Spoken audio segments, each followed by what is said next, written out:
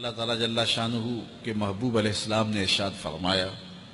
کہ اللہ تعالیٰ پسند کرتا ہے ایسے بندے کو جو متقی ہے، غنی ہے اور لوگوں کی نظروں سے چھپ کے رہتا ہے۔ نمایاں ہونے کا اسے شوق نہیں ہے، بلکہ چھپ کے زندگی گزارنے کی آرزو رکھتا ہے، اور متقی ہے، اللہ کی حرام کردہ چیزوں سے بچتا ہے، اور غنی ہے، اللہ نے اس کو جو دیا ہے اس کو راہ خدا میں بانٹتا ہے۔ تین صفتیں جس بندے میں ہیں، متقی ہے، غنی ہے اور مخفی رہنے کا مزاج ہے، میرے حضور فرماتے ہیں وہ ایسا بندہ ہے جس سے رب رب ہو کے پیار کرتا ہے کہ یہ میرا بندہ ہے۔ تو اپنی زندگی گزارو تقوی کے نور سے، زندگی گزارو خلق خدا کو بانٹتے ہوئے بسر کرو، جو تم کو اللہ نے دیا اس کو بانٹ دو لوگوں میں۔ اور تیسری خوبی کہ لوگوں میں نمایاں ہونے کا، آج کل تو جب سے یہ سیلفی آئی ہیں تو اس شوق کو تو مہمیز لگ گئی ہے نا، یہ تو شوق آسمانوں پہ جا کے چڑھا، ہر بندے کو نمایاں ہونے کا۔ آج تو عمرے بھی کیش ہوتے ہیں، طواف بھی کیش ہوتے ہیں، نمازیں بھی کیش ہوتی ہیں، سجدے بھی کیش ہوتے ہیں، اور انتہا ہو گئی رسول اللہ کے در پہ جو حاضری ادب والی تھی وہ بھی کیش ہو رہی ہے۔ تو اس نے نمائش کے شوق کو آسمان پر پہنچا دیا۔ لیکن اللہ کس کو پسند کرتا ہے؟ جو چھپ کے رہتا ہے،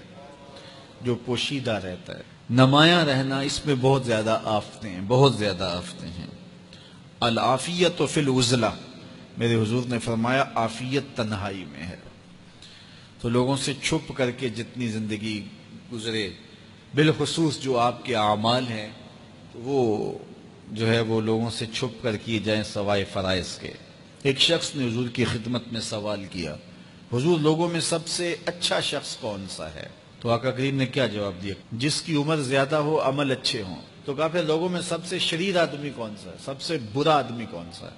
قال من طال عمرہ وسع عملہ، جس کی عمر لمبی ہو اور اس کے عمل برے ہوں، بوڑھا ہو جائے برائیاں نہ چھوڑے، ہڈیاں کمبن گوڈے کھڑکن تے اڑ گیا لک تیرا، اجے بھی بدیوں باز نہ آئوں، جیو مرد دلیرا۔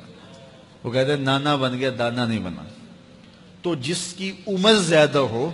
لیکن اس کے عمل کرتوتیں اچھی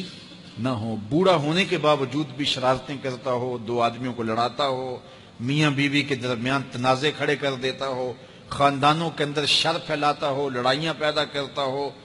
متکبر ہو، اس کی چال ڈھال متکبرانہ ہو، اس کی نظر میں حیا نہ ہو، اس کی زبان گندگی اور غلاظت بکتی ہو، گالیاں دیتا ہو،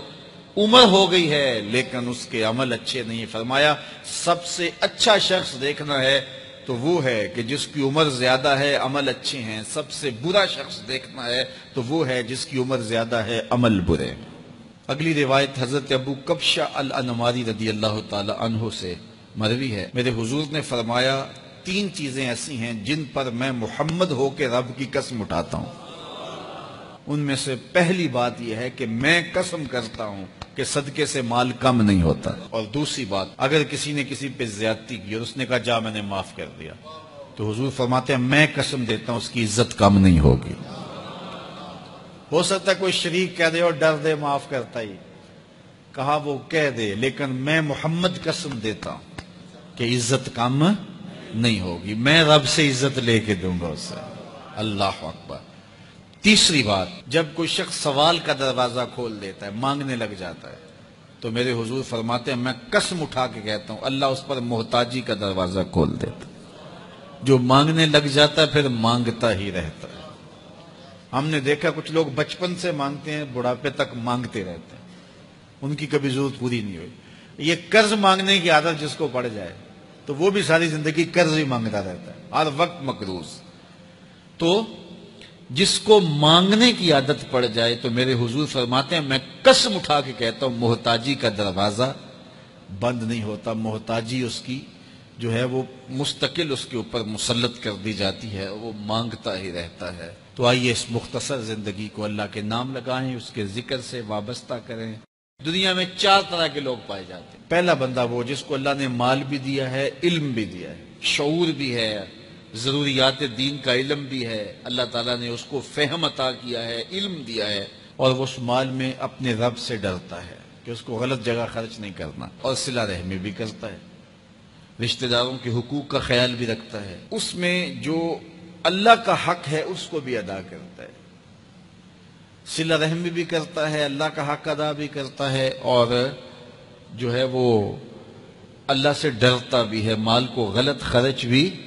نہیں کرتا۔ میرے حضور فرماتے ہیں کائنات میں سب سے افضل شخص دیکھنا ہے تو یہ شخص ہے، کائنات میں سب سے افضل شخص یہ ہے کہ جس کو مال بھی دیا گیا اور جس کو علم بھی دیا گیا، اور وہ گڑبڑ نہیں کرتا، وہ اللہ سے ڈرتا ہے، صلہ رحمی کرتا ہے اور مال کا حق ادا کرتا ہے، تو یہ سب سے افضل شخص ہے۔ دوسرا وہ شخص جس کے پاس علم تو ہے لیکن مال اس کے پاس نہیں ہے، اور وہ نیت کا بڑا سچا ہے، سچے دل سے کہتا ہے اگر میرے پاس مال ہوتا تو میں فلاں کی طرح عمل کرتا،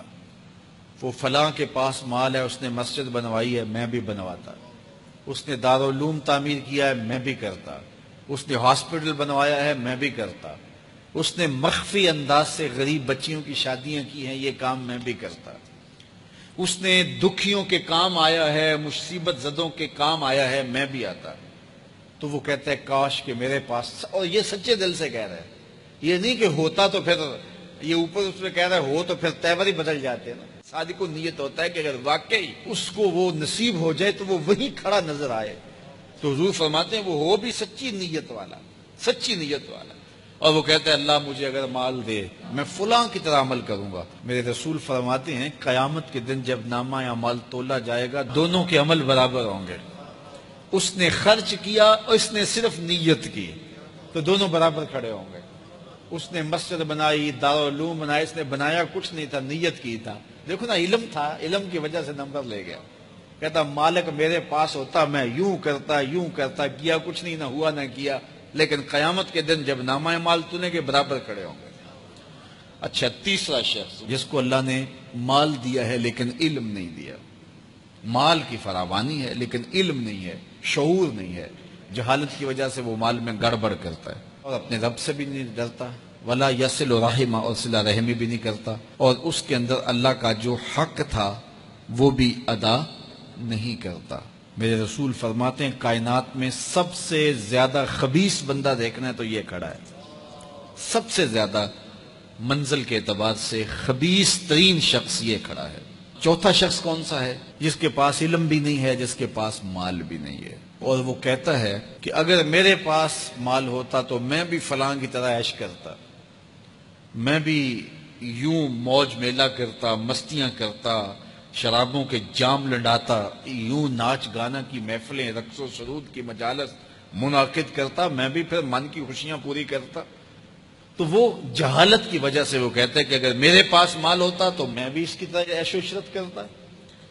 اللہ اکبر! میرے رسول فرماتے ہیں کل قیامت کے دن جب نامہ اعمال تولے جائیں گے تو دونوں ایک ہی جگہ پہ کھڑے ہوں گے، اس نے کیا بھی کچھ نہیں لیکن اس کے ساتھ کھڑا ہوگا۔ اب ان چار لوگوں میں سے کسی ایک جگہ تو کھڑا ہونا ہے ہم نے، جس کو اللہ نے مال بھی دیا ہے، علم بھی دیا ہے، تو وہ کہاں کھڑا ہوتا ہے؟ اور جس کے پاس علم ہے مال نہیں، جس کے پاس مال ہے علم نہیں، جس کے پاس نہ علم ہے نہ مال ہے، تو ہم میں سے ہر شخص کسی ایک پوزیشن میں تو ہے۔ اب ہم اپنے آپ کو کھڑا کریں اور ساری زندگی پھر وہاں کھڑا رکھیں، خیر کی راہ پہ کھڑا کریں کہ مالک شعور بھی دے، اپنے راستے کے اندر خرچ کرنے کی توفیق بھی دے، مال بھی دے اور توفیق بھی دے، تاکہ میں ان بندوں میں سے ہو جاؤں جن پہ تیری رحمتوں کا نزول ہوتا ہے۔